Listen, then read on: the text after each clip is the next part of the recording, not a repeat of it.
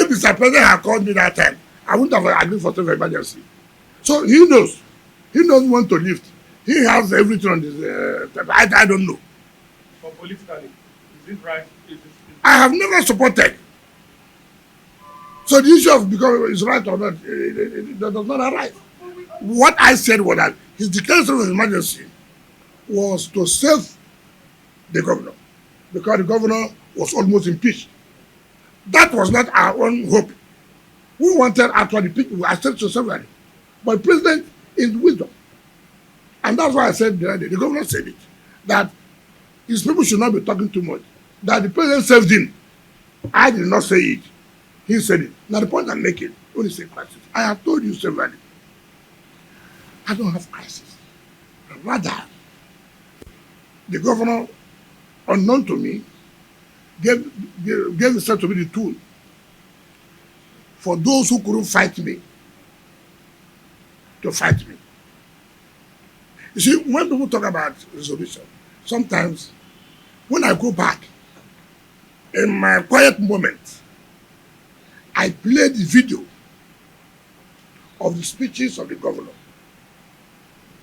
What he said, what he did to me. I will.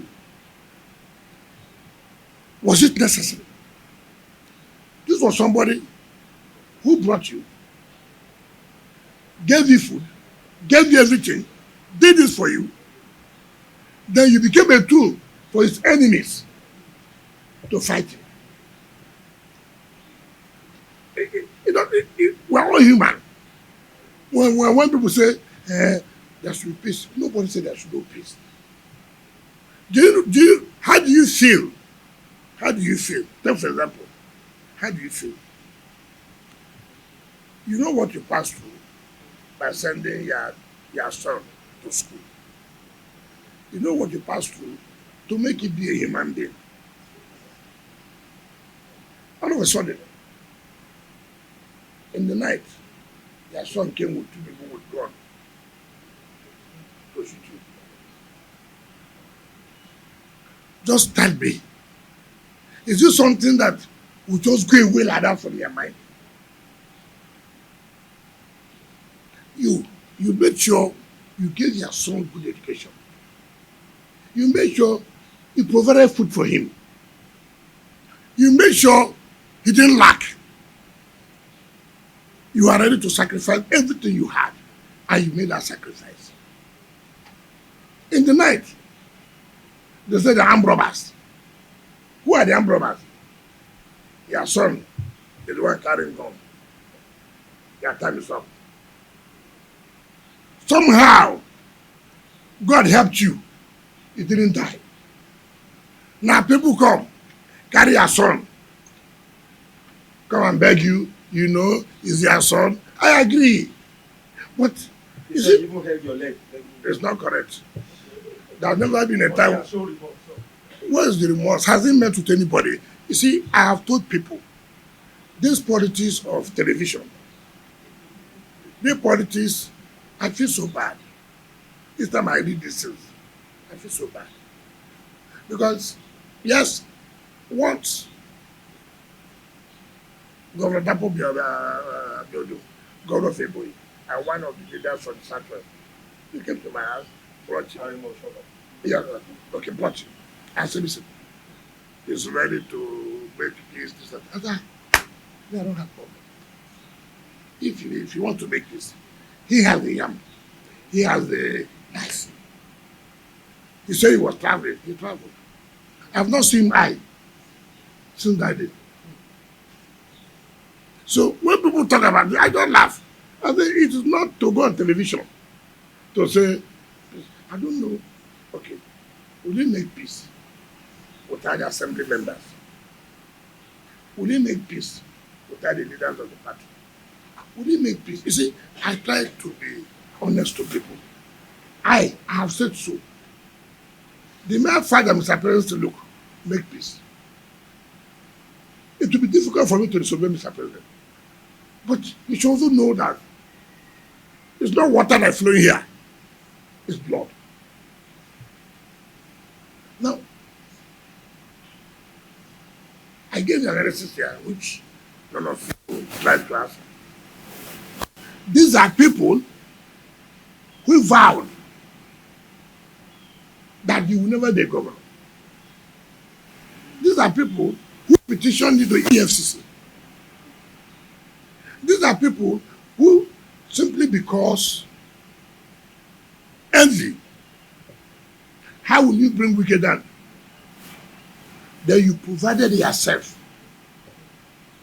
as I'm going to bring wicked down.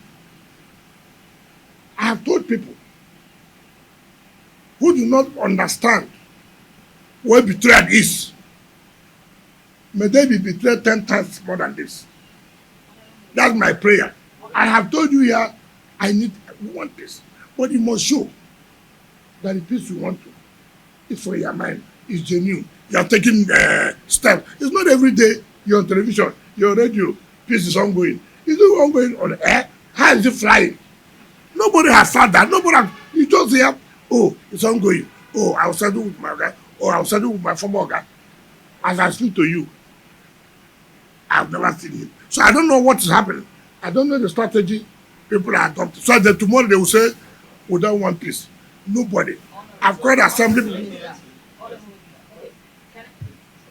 Your Excellency, you are operating on two chapters, the national level, and you are attending last next meeting. There was no next meeting. Legal.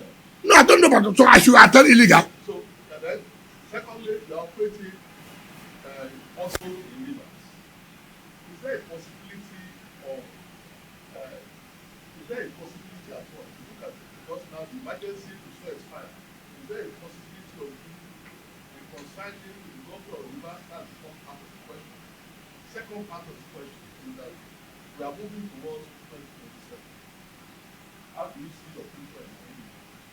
What is my future? Well, the PDP. Was I not in PDP before? Am I not in PDP? What is my future? Listen, I've told you this thing. Is it because of our Swaju presidency? Is it what they're talking about? Yes, Why do you have to ask me that? Don't you know that I said that you want to run against him, in fact. So are you not aware that I will lead the campaign in River State? Why you want me to say no? Are you not aware that he did not get up to 10% here, but he will win here?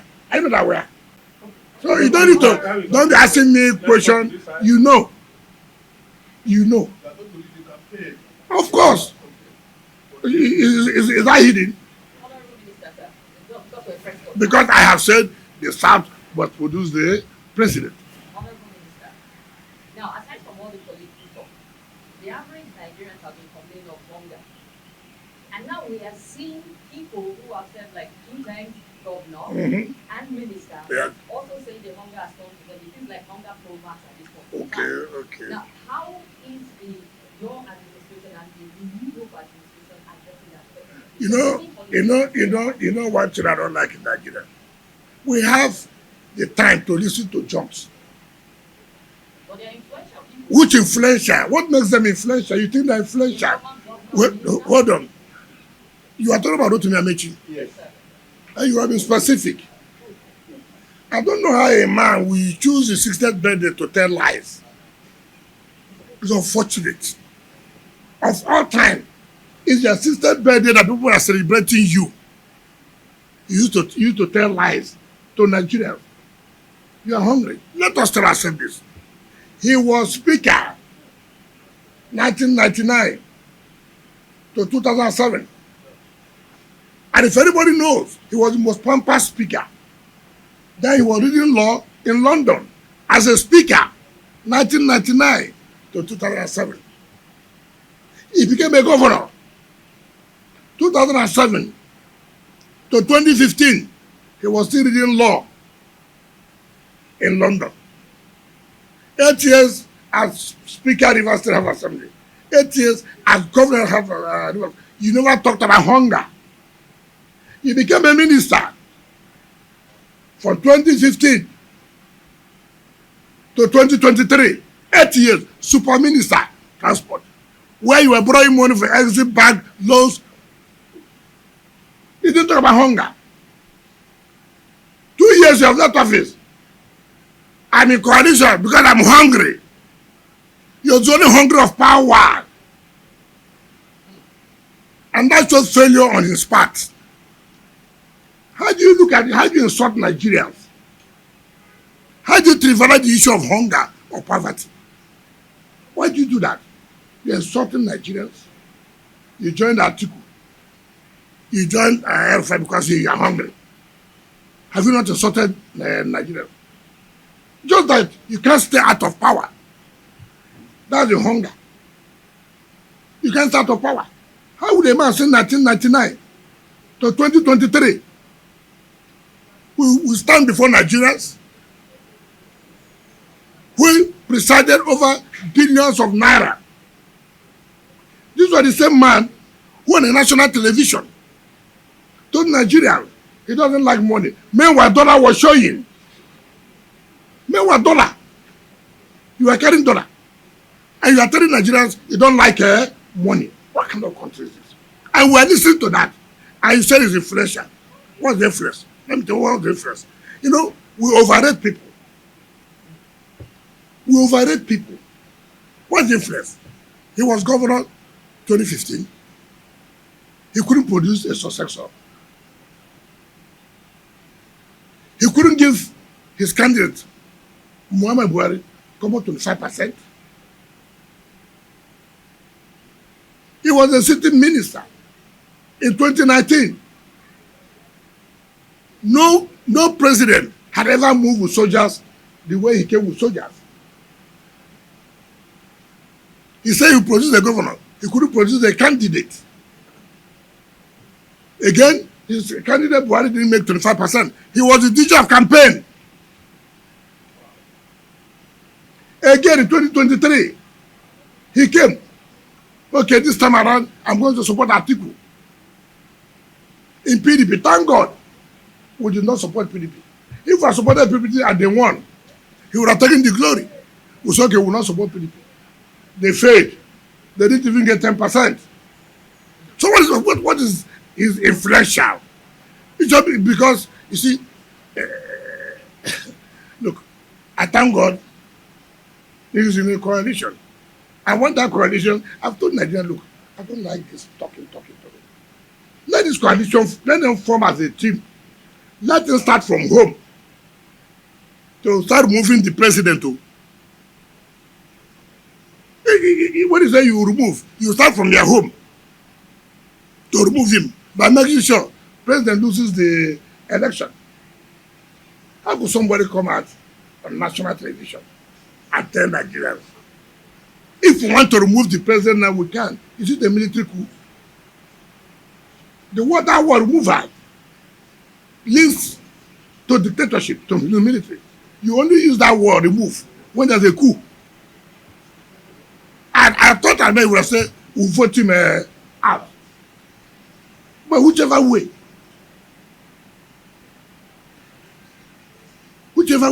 Why would a man not talk about, you saw what happened in this country in 2015, 2019. Look at the suffering that then passed through. 2023. All right, we have just 2 minutes. And the man is telling you that he's hungry. Any quick question? Insulting Nigeria, like people are clapping her for him. Honorable Minister, okay, I do have a quick one. That we can do within 2 minutes because that's just. I just want to know, Honorable Minister, final question. Do you care about PDP? Because there are critics who say PDP is going to improve. 2027, you might not survive it because of the infighting that is going on within the party. Now you're a stakeholder, you're a influential person, you're relevant to the party. Look, let me tell you. If I say something about PDP today, they are telling me, let them, I know you're not the one to lead me to let him leave the party. Let me tell you, because some people want to kill it. We say it will not die. We'll make sure they will not die. That's why we don't allow them to get what they're trying to do. So you will say that is to tell you, okay, look at it. If it's a party, leadership problem, look at it. You won't tell me that you don't have intelligence that data will go. You won't tell me that you don't have intelligence that was in the Akwa Ibom. Now, leadership. What do you do? You don't allow this to happen. No. Send a team. But why are you doing this? No, you're making a mistake. This. Impunity. Let them go. Let them go. You know, it's opposition does not do impunity. No. We try to see beg, put everybody together. You don't say let them go. Let me tell you, they are just playing to the gallery. I cannot do that. The more you look, the less you see them. All these people shouting. I just give you some time. I came out. You have seen me here. I said I will support that. So I didn't say that. I didn't say I would leave people. The way we won other elections that time, we will win. But you don't understand me. I'm not a liability. I'm an asset. Whether you agree or you don't agree, I'm an asset. Whether you want to die or you don't want to die, I'm an asset. It don't matter. You may not like me.